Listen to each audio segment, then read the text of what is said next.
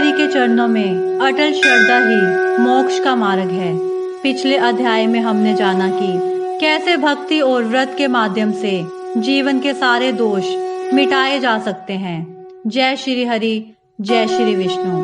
आज वैशाख मास के इस 16वें अध्याय में हम जानेंगे किस प्रकार एक साधारण जीव भी भगवान के व्रत और पुण्य के प्रभाव से दिव्यता को प्राप्त कर सकता है। तो आइए भक्ति के इस अमृत में फिर एक बार डुबकी लगाते हैं। एक बार एक निर्धन ब्राह्मण था जो जीवन पर कठिनाइयों से घिरा रहा। भोजन के लिए भी तरसता, लेकिन उसने वैशाख मास का व्रत करना नहीं छोड़ा। वह प्रतिदिन सूर्योदय से पहले गंगा स्नान करता, तुलसी पत्र से भगवान का पूजन करता और निराहार रहकर व्रत निभाता। एक दिन भगवान विष्णु स्वयं उसके सपने में प्रकट हुए। उन्होंने कहा, वत्स, तेरी तपस्या और वैशाख मास के व्रत ने सारे ब्रह्मांड को कंपित कर दिया है। अब तेरा दुखों का अंत होगा। उसी दिन से ब्राह्मण का जीवन बदलने लगा। उसे अन्न, वस्त्र, धन सब सहज मिलने लगे। लोगों ने उसका सम्मान करना शुरू कर दिया। अंततः वह अपने जीवन के अंत में परम धाम को प्राप्त हुआ। इस कथा से सिद्ध होता है वैशाख मास का पुण्य साधारण जीवन को भी असाधारण बना सकता है। जय श्री हरि, जय श्री विष्णु। आइए अब वैशाख मास महात्म के 16वें अध्याय का श्रवण करते हैं। जय श्री हरि, जय श्री विष्णु। जो भी भगत जन वैशाख मास महात्म की कथा का श्रवण करते हैं, विष्णु भगवान सबका कल्याण करते हैं। श्रुतिदेव जी बोले, हे राजन, राजा पुरुयश ने भगवान मधुसूदन का पहले विधि पूर्वक पूजन किया और फिर कहने लगा, हे प्रभु, हे निर्गुण विश्व मूर्ते, आपके चरणारविंद धन्य हैं। इनके शरण में आकर हर प्राणी अपने पापों से मुक्त हो जाता है। हे देव, मैं महान पातकी हूँ। मैंने अनेक प्रकार की योनियों में भ्रमण किया है। मैंने कोई धर्म कार्य नहीं किया और प्रभु की शरण भी नहीं ली। इसी कारण मेरा सुख और वैभव नष्ट हो गया। मैं जब शत्रुओं के द्वारा पराजित हो गया, तब प्रभु की कृपा से मेरे गुरुजनों ने हरि चरण ग्रहण करने की प्रेरणा दी। हे भगवान, अब आपकी कृपा से मैं पूरी तरह प्रसन्न हूँ। हे संतो, पर दया करने वाले प्रभु, आपको बारंबार नमस्कार हैं। आप मुझ पर प्रसन्न हो। आपके चरणों की कृपा से मैं परिवार और प्रजा सहित धर्म का पालन करने में सफल हो सकूं।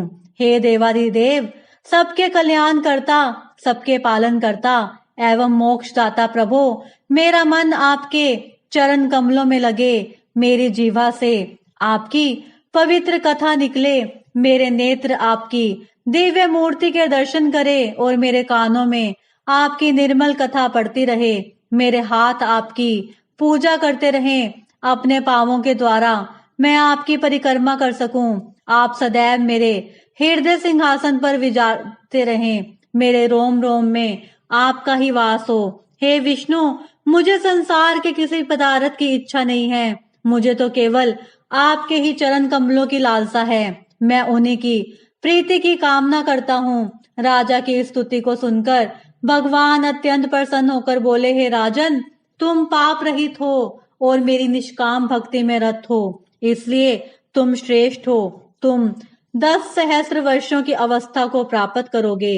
इस लोक में तुमको दिव्य वैभव प्राप्त होंगे और अंत में तुम मेरे लोक को प्राप्त करोगे। जो भी प्राणी तुम्हारी वंदना करेंगे, उनको मैं प्रसन्न होकर भक्ति और मुक्ति अवश्य प्रदान करूंगा। आज अक्षय तृतीया के दिन स्नान दान, गो अथवा बैल दान करने से तथा पितरों का श्राद्ध करने से अक्षय फल की प्राप्ति होती है। मृत्यु, जरा, जन्म, भय, सभी प्रकार के कष्ट नष्ट हो जाते हैं। मैं वैशाख मास में किए गए धर्म कार्यों से प्रसन्न होता हूँ। जो लोग मेरे चरणों में प्रीति करते हैं, वे सर्वदा निष्पाप होते हैं। तुमने अपने गुरु का आदेश मानकर श्रेष्ठ धर्म का पालन किया है।